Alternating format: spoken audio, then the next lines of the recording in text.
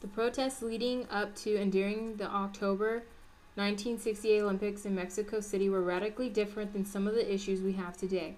One of the biggest events prior to the actual Olympics, but still in October, would include the Tlatelolco massacre. Some events leading up to the massacre included the presidency of Gustavo Diaz Ordaz. During his presidency, independent labor unions, farmers, economy, and university autonomy was oppressed. Many students wanted to bring attention to their government in Mexico and its institutional revolutionary party. And they also wanted to address the concerns of the people of Mexico. The Institutional Revolutionary Party members were part of the Socialist International Party and held power in the country for 71 years. There were many peaceful protests in response to government activity, including but not limited to leaflets and general discussion with other people. On July 23, 1968, the tensions rose to a point at Vocational School No. 5. This was the first violation of university autonomy. Police attacked the school and claimed they did it because of street gangs enrolled at the school. The real root cause was to control and suppress the many student protesters that didn't share the same views or values as Ordaz. There were riot police that attacked students and teachers opposed to just gangs, in the process of clearing out the school. In response to this violation of autonomy, students started to form brigades that included groups of 6 or more students, which led to the formation of National Strike Council, or CHN. CHN wanted to bring attention to the issues of the government violations on students through peaceful means. They demanded that the repeals of Articles 145 and 145B, which sanctioned imprisonment of anyone attending meetings of 3 or more people, which was deemed to threaten public order. They also demanded the abolition of tactical police corps. They asked for freedom of political prisoners, and lastly, identification of officials responsible for bloodshed of previous repressions. This all led to the Summer Olympics being a great stage to show how oppressive their government was to a main audience. Around 10,000 university and high school students marched about the capital, and then 5,000 around nightfall gathered around the Plaza de las Tres Culturas in the district of Tlatelolco. These were peaceful proceedings, but they were soon surrounded by armed guards and tanks. Police began firing into the crowd. Police would go door to door to find and arrest individuals that fled. Estimations of the death of that night are between 4 to 1,000 dead, with 20 or more people wounded. The government would claim that night that some protesters started firing shots, which has been unproven.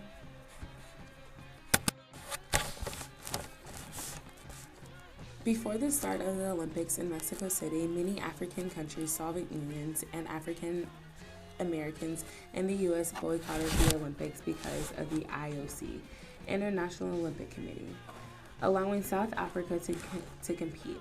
Segregation and discrimination were not supposed to be a part of the Mexico City Olympics. South Africa at first had an all-white team, but in being admitted to the Olympics, agreed to integrate their team. But the Olympic trials were still to be segregated. All the nations boycotting South Africans participants in the 1968 Olympics felt that South Africa's discrimination to the rest of its non-white community was still prevalent and unchanged, that the concessions and the compromise was worthless.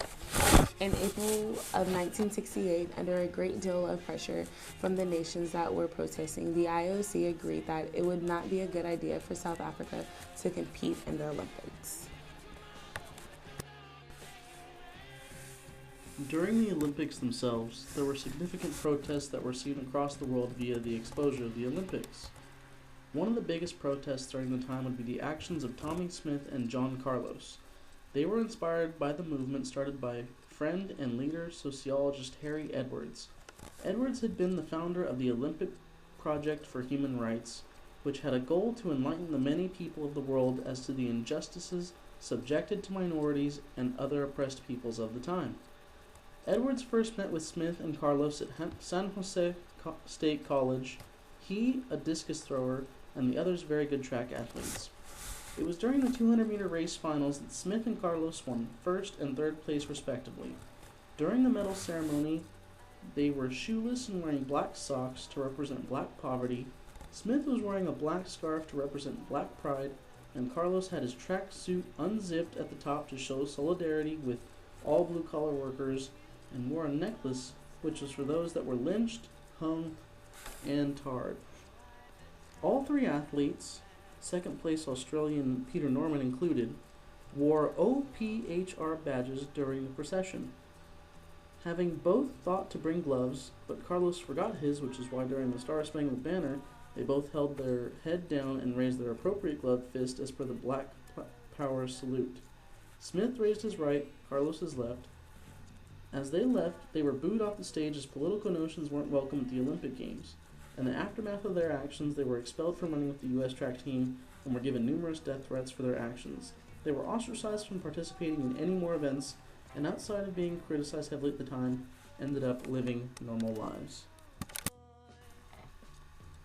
Lastly, another controversial protest during the Olympics would be from Vera Kozlowska. She was one of the most decorated Czech gymnasts in history.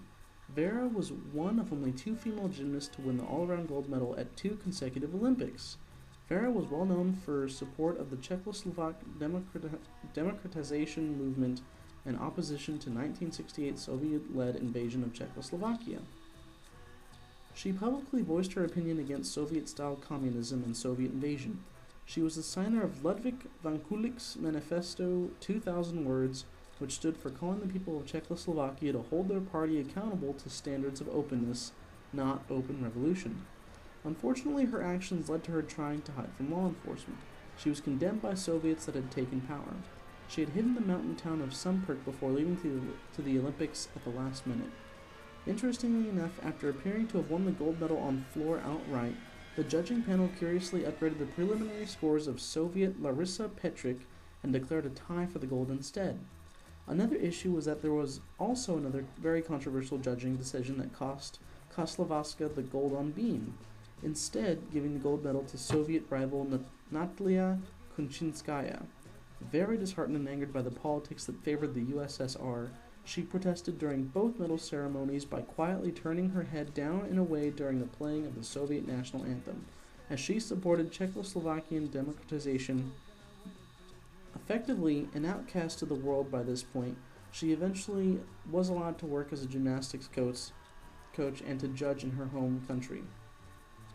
Her actions were actually well regarded by other Czechoslovakians, but the new power of the regime of the Soviets did not like her at all.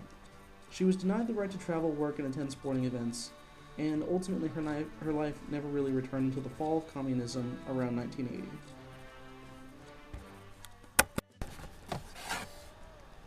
The Mexico Olympics of 1968, before and during, was riddled with protests that highlighted issues from political unrest to the civil rights movement. The Olympics went away from being just games where athletes could showcase their talents to being a platform for political activism.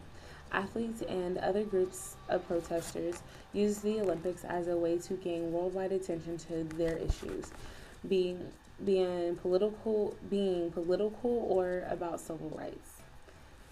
This parallels with the upcoming 2014 Olympics, in which gay rights activists are calling for a boycott of Olympics in Sochi, Russia. New homophobic laws. Vladimir Putin signed 3 anti-gay laws in June and July of 2013. The laws were banning adoption of Russian-born children to gay couples, allowing police to arrest tourists in foreign nations, their subject of being homosexual or pro-gay, and detaining them up to 14 days. This law means that athletes, trainers, or anybody associated with the Olympics could end up in jail on a suspicion or accusation of being gay. Finally, a law that classifies homosexuality propaganda as pornography. Despite the laws, some activists are calling for athletes to support gay rights in Russia by wearing rainbow-colored clothes instead of an outright boycott of the Olympics. Mexico and Russia Olympics are showing how it is not just about the games, but a way for countries and people to bring world attention to political and civil rights issues.